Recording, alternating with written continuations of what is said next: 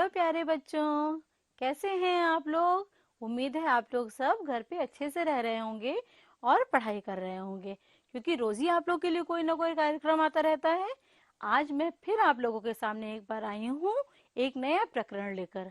बच्चों, आज हम कक्षा 5 में हमारा परिवेश विषय का पाठ 6 वन्य जीवों के संरक्षण का एक प्रकरण जीव जंतुओं की उपयोगिता एवं महत्व के बारे में चर्चा करेंगे। इस प्रकरण को पढ़ने के बाद आप लोग पालतू जानवरों एवं उनकी उपयोगिता को जान जाएंगे।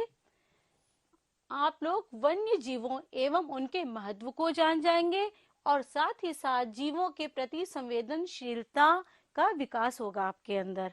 तो बच्चों, ये आज हम लोग सीखेंगे। आइए मैं अपने प्रकरण के ऊपर वापस आती हूँ। सबसे पहले मैं आज के प्रकरण की शुरुआत करूंगी ये एक पहेली से। पहले सुनिए। टॉमी मेरा नाम है, भौंकना मेरा काम है, कोई आए तो दांत दिखाऊं, दोस्त आए तो पूंछ हिलाऊं। सबको पता चल गया ना, टॉमी नाम और भौंकने का काम कौन करता है? कुत्ता। बिल्कुल सही बच्चों। तो इस पहेली का जवाब है कुत्ता। तो आप लोग को मालूम है कि कुत्ता हम लोग क्या करते हैं? पालते हैं अपने घर में, है ना, क्योंकि वो हमारे घरों की रखवाली करता है। चलिए अब मैं इसी पर आगे जंतुओं की बात करती हूँ। ये देखिए कितने सारे सुंदर सुंदर जानवर हैं। अच्छे लग रहे हैं ना बच्चों आप लोग को? ये देखिए, ये कौन है? म्याऊं म्याऊं करती हुई बिल्ली। ये कौन है? सरपट सरपट दौड़ता हुआ घोड़ा जो दौड़ता है। ये कौन है? हमारे घर में पली हुई प्यारी सी गाय। ये कौन है? छोटा सा चूहा जो हम लोग के कपड़े भी कुतर जाता है, किताबें भी कुतर जाता है। ये कौन है? और ये तो जंगल का राजा शेर है। ये कौन है? ये जमीन पर चलने वाला सबसे बड़ा जानवर हाथी। तो आप तो इन सारे जानवरों को पहचानते हैं ना।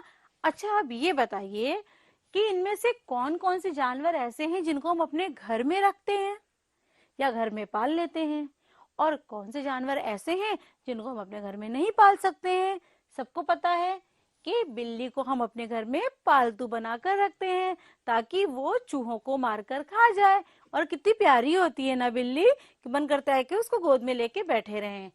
ये चूहों को भगाती है और हमारे अनाज की और हमारे कपड़ों की हिफाजत करती है। ये देखिए, ये कौन है? घोड़ा। घोड़ा आप लोगों ने देखा होगा। घोड़े की सवारी की है आप लोगों ने? अगर नहीं की होगी तो जरूर आप इक्के या टांगा में बैठे होंगे, जिसमें आगे घोड़ा होता है और वो गाड़ी को आगे लेकर जाता है। तो घोड़ा जो है सवारी के काम आता है, और उसके साथ साथ क्या होता है? बोझा ढोने के काम आता है। चाहे घोड़े पर अकेले बैठ के सवारी कीजिए, चाहे उसके पीछे गाड़ी लगा लीजिए और इक्का और टांगा बना लीजिए। फिर उसके बाद देखिए, ये हमारे पास आ गई हमारी प्यारी सी गैया, यानी हमारी गाय माता। गाय माता से हमें क्या मिलता है? सबको मालूम है ना, दूध मिलता है जिसको बच्चे पीते हैं। और खाली दूध नहीं मिलता है, दूध से बनी हुई और सारी ढेर सारी चीजें भी हमें दूध से मिलती हैं। इसीलिए तो हम लोग गाय को अपने घर में पालते हैं ना बच्चों, क्योंकि हमें गाय से दूध मिलता है। अब बच्चों हम इसकी बात करते हैं। ये आप लोग देख रहे हैं, ये कौन है? छोटा सा चूहा। चूहा क्या करता है? सबके घरों में कोने कोने में बिल बना के घुसा रहता है, और जहां देखता है कि कपड़ा रखा है पुराना, उसको कुतुर कुतुर करके अपने दांतों से खा जाता है। खाने का सामान, रोटी कुतर जाएगा, बिस्किट कुतर जाएगा, अनाज खा जाता है और नुकसान भी पहुंचाता है। किसानों को तो बहुत नुकसान पहुंचाता है। ये कौन है? आप लोग सब जानते हैं, ये जंगल का राजा शेर है। शेर दहाड़ता है। आप लोगों ने शेर की दहाड़ सुनी है? ये शेर जो है, क्या हम इसको अपने घर में पालते हैं? नहीं, क्योंकि अगर हम इसको घर में पाल लेंगे तो क्या होगा? जब ये भूखा होगा तो ये हमें को खा जाएगा ना, हमको नुकसान पहुंचा लेगा। तो हम इसको घर में नहीं पालते हैं। अब ये हाथी। हाथी को देखिए, साइज में इतना बड़ा हाथी है ये। है तो क्या हम इसको अपने घर में पाल पाएंगे? मुझे तो लगता है कि हम इसको घर में नहीं पाल सकते, क्योंकि इसके लिए इतना सारा हम गन्ना और इसको खिलाने के लिए पत्ते कहाँ से लेकर आएंगे? या तो हम उसको पाल लेंगे या हम अपने आप का खाना करेंगे। इसलिए हम लोग हाथी को नहीं पालते। लेकिन कुछ लोग हाथी को पालते भी हैं, जो उनसे सवारी का काम कराते हैं या बोझा ढोवाने का काम कराते हैं। जैसे लकड़ी वकड़ी के जो गट्ठर होते हैं, जब जंगल कटते हैं तो इमारती लकड़ी का सामान वो लोग लेके आते हैं, तो जंगल में गाड़ियां क्योंकि नहीं जा पाती हैं तो वो लोग हाथी का इस्तेमाल करते हैं बोझा ढोने के लिए। चलिए बच्चों, अब इन जानवरों की सहायता से मैं आपको आगे एक और बात बताती हूँ। ये देखिए, ये कौन है, इसको भी आप लोग पहचान गए होंगे। ये है हमारी बैल गाड़ी।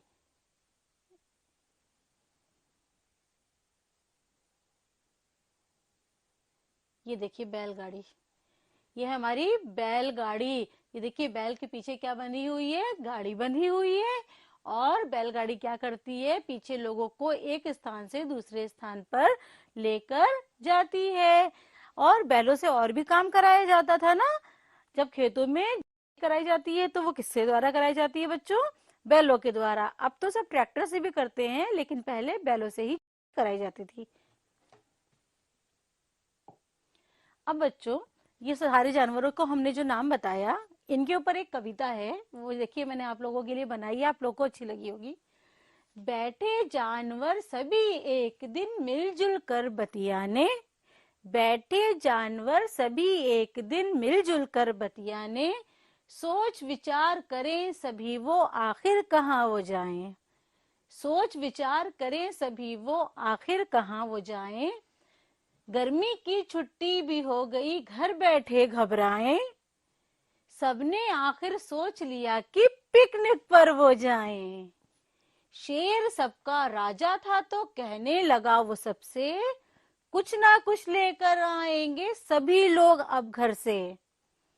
हाथी बोला, हाथी बोला, मैं लाऊंगा गन्ने का मीठा मीठा रस, चूहा बोला मैं लाऊंगा मूंगफली और बिस्किट, गाय बोली मैं लाऊंगी ठंडी ठंडी लस्सी, लस्सी के बारे में सुनकर बिल्ली को आ गई मस्ती, घोड़ा बोला मैं ढोऊंगा सबका ये सामान, बैल बोला मेरी गाड़ी भी है अब तैयार। तो बच्चों देखिए, अभी हमने जिन जानवरों के चित्र आपको दिखाए थे, ये उन्हीं के ऊपर एक कविता बनी हुई है। और जरा गौर से इस कविता को देखिए कि सारे जानवर एक दिन बैठे हो, उनकी गर्मी की छुट्टी हो गई थी, तो उन्होंने सोचा कि क्या करें, तो सबने पिकनिक पर जाने का प्लान बनाया। और देखिए, हाथी क्या लेकर आया, गन्ने का रस, क्योंकि हाथी को गन्ना पसंद है। चूहा क्या लाया, मूंगफली और बिस्किट, क्योंकि चूहा छोटा होता है तो वो मूंगफली के दाने ला सकता है। गाय बोली मैं लाऊंगी ठंडी ठंडी लस्सी, क्योंकि लस्सी बनती है दही से और दही बनता है दूध से, तो गाय ने भी वही चीज लाने के लिए कहा ना, जो कि वो आसानी से ला सकती थी। फिर घोड़ा बोला मैं ढोऊंगा सबका ये सामान, क्योंकि घोड़ा बोझा ढोने का सामान जो है वो काम करता है और सामान को ले जाता है, तो इसीलिए उसने कहा मैं सबका सामान ढो लूंगा। तभी बैल कहने लगा कि बैल बोला मेरी गाड़ी भी है अब तैयार, कि मेरी गाड़ी तैयार है, जिसको पीछे गाड़ी में बैठना है वो बैठे, चले हम लोग पिकनिक पर चलते हैं। तो बच्चों देखिए, ये जानवरों के बारे में ही छोटी सी कविता थी। आप लोग को ये कविता अच्छी लगी होगी, अगर अच्छी लगी हो तो इसको याद करिएगा और पढ़िएगा।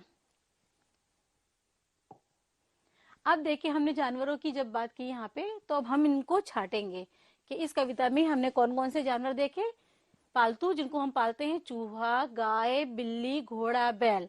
देखिए, चूहे की बात यहाँ पे आती है तो हम ये कहेंगे चूहा हमारे देश में हम लोग नहीं पालते हैं, क्योंकि चूहा अगर हम पालेंगे तो ये तो किसानों का दुश्मन है और हमारी चीजों को नुकसान पहुंचाता है। लेकिन अन्य देशों में चूहे को भी एक पालतू जानवर की तरह पाला जाता है। इसलिए आप लोग को सिर्फ ये जानकारी देने के लिए मैंने यहाँ पे पालतू जानवर में चूहे का नाम लिखा है। आप लोग इससे कंफ्यूज मत होइएगा कि हम लोग भी पाल रहे हैं इसको। फिर जंगली जानवर में आ गए शेर और हाथी, उसके अलावा भेड़िया हो सकता है, बारहसिंगा हो सकता है, हिरन हो सकता है। तो बच्चों बहुत सारे और जानवर हैं, लोमड़ी, सियार, नीलगाय, ये सब हमारे जंगली जानवर हो सकते हैं। और हम पालतू जानवर देखें तो वो भी बढ़ जाएंगे, मुर्गी भी हो सकती है, बत्तख भी हो सकती है, उन सबको भी पाला जाता है। तो बच्चों, अब आप लोग को ये अंतर तो समझ में आ गया होगा कि वो जानवर जिनको हम अपने घरों में पालते हैं, जिनका हम उपयोग करते हैं, उन्हें हम पालतू जानवर कहते हैं। और जिनको हम नहीं पालते और अपने घर में नहीं रख सकते हैं, उनको हम वन्य जीव या जंगली जानवर कहते हैं।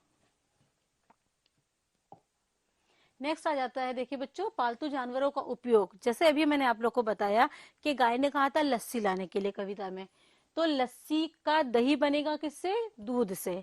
तो गाय के दूध से हमें और क्या क्या मिलता है? दूध, दही, मक्खन, मलाई, छाछ, पनीर, चीज, ये सारे आइटम्स, खोया, ये सारी चीजें जो होती हैं वो हम किससे बनाते हैं?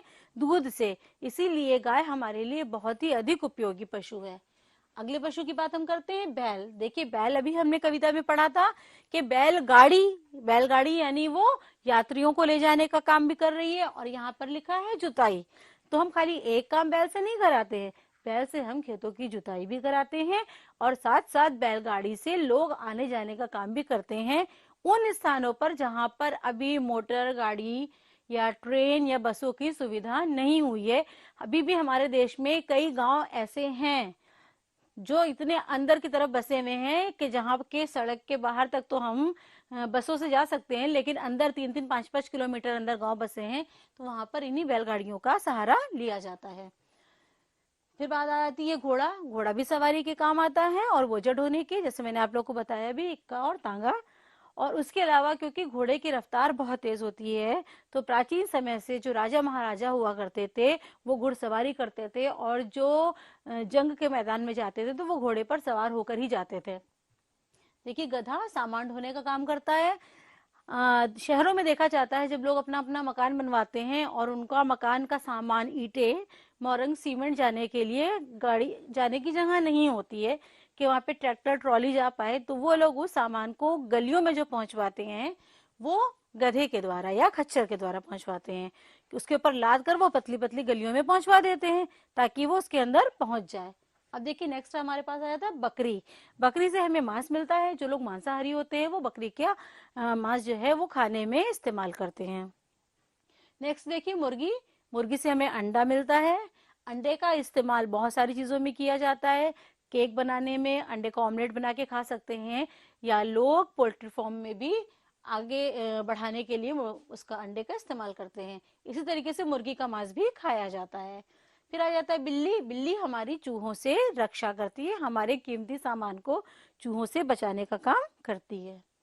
फिर नेक्स्ट हमारे पास आ जाता है ऊंट। ऊंट भी एक पालतू जानवर है जिसका मैंने अभी नाम नहीं लिया था।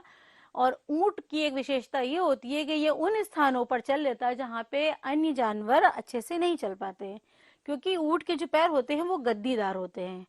और ऊंट मुख्य रूप से रेगिस्तान में चलता है। रेगिस्तान क्योंकि रेत से भरा हुआ होता है, तो ऊंट के लंबे गद्दीदार पैर जब उसमें जाते हैं तो रेत धंसती कम है गद्दीदार पैरों की वजह से, और ऊंट उस रेगिस्तान में चल लेता है आसानी से। जबकि कोई और जानवर जब उस रेगिस्तान में चलता है तो उसके पैर धंस जाते हैं और वो उतनी तेजी से नहीं चल पाता है, इसीलिए ऊंट को रेगिस्तान का जहाज भी कहा जाता है। फिर आगे बात हमारे पास, जाड़े के मौसम में हम कैसे कपड़े पहनते हैं बच्चों? सबको पता है ऊनी कपड़े पहनते हैं। अब ऊनी कपड़े बनते किससे हैं? ऊन से। तो ऊन हमें जो प्राप्त होता है वो भेड़ और याक से प्राप्त होता है। यहाँ पे मैंने भेड़ का नाम लिखा है कि भेड़ से ऊन प्राप्त होता है, और उस ऊन से ऊनी कपड़े यानी स्वेटर, शॉले, दास्ताने, मफलर आदि बनाया जाता है। फिर आखिरी जानवर हमारा यहाँ पे आ जाता है, देखिए कुत्ता। कुत्तों के बारे में मैंने आप लोग को बताया कि हम लोग रखवाली करवाते हैं अपने घर की, या पुलिस इस्तेमाल करती है। क्यों? कुत्ते का ही इस्तेमाल क्यों किया जाता है अपराधियों को पकड़ने में? और कुत्ते का इस्तेमाल हम घर की रखवाली के लिए क्यों करते हैं? उसका एक कारण यह है, मैं आपको पिछले पार्ट में बता चुकी हूँ, थोड़ा सा दोहरा रही हूँ, कि क्योंकि कुत्ते की सूंघने की, सुनने की और देखने की क्षमता मनुष्यों की तुलना में लगभग 4 गुना ज्यादा होती है। तो हम उस आवाज को नहीं सुन पा रहे हैं यदि कोई हमारे घर की तरफ आ रहा है, और ना हम उसकी गंध सूंघ पा रहे हैं यदि कोई हमारे घर की तरफ आ रहा है। लेकिन कुत्ते ने उस गंध को सूंघा, उसकी आवाज को भी सुना कि पैदल चलने की पदचाप की आवाज आ रही है, तो कुत्ता भौंकने लगता है। हम सोचते हैं कुत्ता क्यों भौंक रहा है, हमें तो कुछ दिखाई भी नहीं दे रहा है, लेकिन कुत्ते के संवेदी अंग इतने ज्यादा डेवलप हैं कि कुत्ते को मालूम है कि कोई इस घर की तरफ आ रहा है, तो वो अजनबी को देखते ही भौंकना शुरू कर देता है। इसीलिए अजनबी लोग उससे डरते भी हैं, क्योंकि वो अजनबियों को देखकर दांत दिखाता है और उनको दौड़ाता है, और अगर कोई खतरनाक लगता है तो उसको काट भी लेता है। तो बच्चों, आप लोगों को पालतू जानवरों का उपयोग समझ में आ गया होगा। अब रही बात पालतू जानवरों का उपयोग। चलिए, पालतू जानवरों का उपयोग तो हमें मालूम है कि हमें कुछ ना कुछ उनसे प्राप्त होता है। तो क्या जंगली जानवर या वन्य जीव भी हमारे लिए इतना ही इंपॉर्टेंट है, इतने ही उपयोगी हैं जितने कि हमारे लिए पालतू जानवर होंगे? जरूर, बिल्कुल। क्योंकि हम यहाँ पे देखते हैं जंगली जानवरों का महत्व क्या है हमारे जीवन में। मान लीजिए ये शेर है, ये हमारा जंगल का राजा है, ये मांसाहारी होता है और ये हिरन को, नीलगाय को, बारहसिंगे को, इन सबको खाता है। चलिए हम एक एग्जाम्पल मानते हैं, हिरन की बात ले लेते हैं या बकरी की बात ले लेते हैं। यदि सारे के सारे शेर खत्म हो जाएं दुनिया से, तो हिरनों की संख्या में क्या होने लगेगा? ऑब्वियसली वृद्धि हो जाएगी। भाई हिरन को खाने का काम कौन करता है? शेर। अगर शेर मर जाएंगे, शेर है ही नहीं जंगल में, तो हिरन क्या हो जाएंगे? बढ़ते चले जाएंगे, बढ़ते चले जाएंगे। जितने हिरन बढ़ेंगे उनको खाने के लिए उतने अधिक पेड़ पौधे चाहिए होंगे। तो पेड़ पौधे हिरनों ने खा लिए, तो मनुष्यों के लिए क्या बचा? कुछ नहीं बचा। यानी पूरा का पूरा जो सिस्टम चला आ रहा है वो क्या हो गया? बिगड़ गया। चलिए ये तो हमने मान लिया एक एग्जाम्पल। अब अगर हम शेर को जिंदा रखें, सारे हिरनों को मार डालें, अगर सारे हिरन, सारी बकरियां मर जाएं, अब बताइए सारे हिरन बकरियां मर गए तो मर जाएंगे तो पेड़ पौधों का क्या हाल होगा? पूरे पूरे जंगल जो हैं वो कितने घने हो जाएंगे, घास कितनी बड़ी बड़ी हो जाएगी। उसको कौन खाएगा? क्योंकि उसको खाने वाले तो है ही नहीं। ये जब है ही नहीं तो पेड़ पौधे क्या हो जाएंगे? बेइंतहा हो जाएंगे, बहुत अधिक संख्या में। लेकिन इतने पौधे होने के बावजूद भी शेर के किस काम के? क्योंकि शेर तो घास खाता ही नहीं है, शेर तो पेड़ खाता ही नहीं है। तो जितने भी मांसाहारी जीव होंगे वो इनके ना होने के कारण अपने आप ही मर जाएंगे। जब वो मर जाएंगे तो पूरे प्रकृति का संतुलन बिगड़ जाएगा और आखिर में झेलना किसको पड़ेगा? मनुष्य को, यानी मानव को। तो ये देखिए, संतुलन बनाए रखना प्रकृति का कौन करता है? वन्य जीव और जंगल। यानी जंगल में जो वन्य जीव रह रहे हैं और वहां पे जो पेड़ पौधे हैं वो एक ऐसा संतुलन बना के रखते हैं दुनिया में, ताकि जिससे हर जीव जंतु और पेड़ पौधों की संख्या में समानता बनी रहे और हमारा जो पृथ्वी है वो उसके कारण बनी रहे, सुरक्षित रहे और समाप्त ना होने पाए। लेकिन हम लोगों ने जंगलों को काट कर उस संतुलन को बिगाड़ा, जिसका खामियाजा हम आज पॉल्यूशन के रूप में या प्रदूषण के रूप में भुगत रहे हैं। इसीलिए कहते हैं कि जंगली जानवरों का भी हमारे जीवन में बहुत अधिक महत्व है। नेक्स्ट बच्चों, आप लोग देखिए जानवरों के प्रति संवेदनशीलता। चलिए इसको करने से पहले हम आप लोगों को एक कहानी सुनाना चाहेंगे। एक बहुत छोटी सी कहानी है। एक राजा था। राजा ने एक दिन अपनी सभा बुलाई और सभा बुलाने के बाद कहा कि जाओ जाके ढूंढ के लाओ, अपने मंत्रियों से कहा ढूंढ के लाओ कि कोई जीव जंतु ऐसा हो जो किसी काम का ना हो, जिसका कोई उपयोग ना हो। जाओ उसको ढूंढ के लाओ और पता लगाओ। अब सारे मंत्रियों ने सबको काम पे लगा दिया और फिर कई महीने की उन लोगों ने खोज की, रिसर्च की। खोज करने के बाद आखिर में आके एक जवाब दिया कि महाराज, एक जंतु ऐसा है जो किसी काम का नहीं है, उसका कोई काम ही नहीं है। तो राजा ने पूछा कि वो कौन सा है? सबने कहा सर, मकड़ी जो होती है उसका कोई कार्य नहीं है, वो बिल्कुल अनुपयोगी जंतु है, वो हमारे किसी काम की नहीं है। तब राजा ने सोचा अच्छा ये तो बड़ी अच्छी बात बता दी कि मकड़ी जो है वो अनुपयोगी है, तो सारी मकड़ियों को मरवा दिया जाए। लेकिन तभी क्या होता है कि दुश्मन देश जो होता है वो इस राजा के देश के ऊपर आक्रमण कर देता है। राजा को कहीं छुपने की जगह नहीं मिलती है और वो जाता है जहां पे उसके जंगल होते हैं और गुफाएं होती हैं, वहां जाके गुफा में छुप जाता है। लेकिन मकड़ियां जो होती हैं, जब राजा उस गुफा के अंदर चला जाता है तो बाहर से घना घना जाल बना देती हैं। जब घना जाल बन जाता है तो जब उसके दुश्मन उधर से गुजरते हैं तो वो सोचते हैं कि अरे गुफा के बाहर तो जाल बना हुआ है, इसके अंदर तो कोई होगा ही नहीं। तो वो ऐसे ही टाल के चले जाते हैं और इस तरीके से राजा की जान बच जाती है। फिर राजा जब निकल के बाहर आता है तो वो अपने मंत्रियों से कहता है कि तुम लोगों से किसने कहा कि मकड़ी किसी काम की नहीं है? आज उसी मकड़ियों ने हमारी जान बचाई। अगर उन्होंने जाला ना बुना होता तो आज मैं मर गया होता दुश्मनों के हाथ से। तो हम ये कह ही नहीं सकते बच्चों कि कोई भी जंतु हमारे लिए उपयोगी नहीं है। इवन एक छोटा सा कीड़ा, एक जो पतंगा होता है, उसका भी हमारे प्रकृति में कोई ना कोई महत्व है। अगर वो समाप्त हो जाएंगे तो हमारी प्रकृति के संतुलन में बदलाव आ जाएगा। तो हम इसीलिए कहते हैं कि पालतू जानवरों के साथ साथ जंगली जानवर यानी वन्य जीवों का भी अपना ही एक अलग महत्व होता है, और हमें इसीलिए इन सारे जानवरों के प्रति अपने मन में एक संवेदनशीलता का भाव रखना चाहिए कि हम किसी जानवर को मारे ना, सताए ना, परेशान ना करें। आपने देखा होगा अक्सर शैतान बच्चे जो होते हैं वो जानवरों को ईंटा उठा के मारते हैं, कभी पत्थर उठा के मार देते हैं, नहीं तो डंडे से मारते हैं। क्या ये अच्छी बात है? बिल्कुल नहीं। उनके अंदर भी जान होती है, उनके अंदर भी वही तंत्रिकाएं, वही संवेदी अंग पाए जाते हैं जो हमारे अंदर। हम देख सकते हैं तो वो भी देख सकते हैं। अगर हमें दर्द होता है तो उनके त्वचा में भी छूने पर उनको दर्द होता है। तो बच्चों कभी भी ये काम मत कीजिए कि आप जंतुओं के प्रति संवेदनशील ना होकर असंवेदनशील बन जाइए।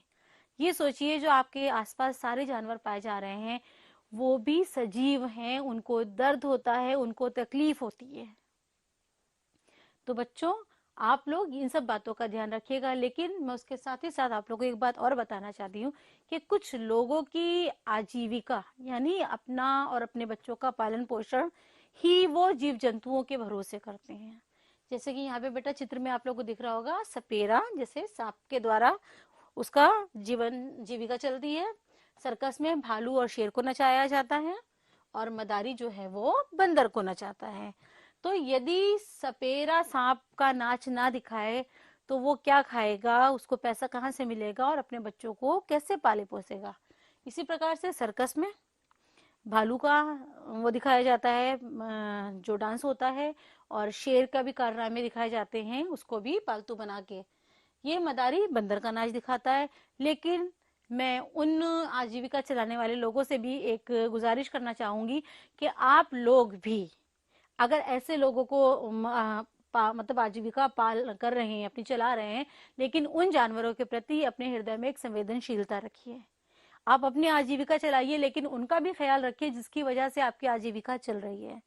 उनको इतना दंडित ना कीजिए, उनको इतना तकलीफ मत दीजिए कि वो उस काम को मन से ना करें। वो आपके अपने बनकर रहे हैं, आप उनको इतना प्यार दीजिए। और बच्चों मैं आप लोगों से भी कहूंगी कि अगर आप कभी इन लोगों को देखें कि उनके ऊपर जो है, जैसे सपेरा सांप को बहुत कठिनाई से रख रहा है, इसमें सर्कस में भालू के ऊपर जो है वो ज्यादा चाबुक चलाया जा रहा है, या बंदर को वो मदारी डंडे मार रहा है, तो आप लोग उस मदारी को रोक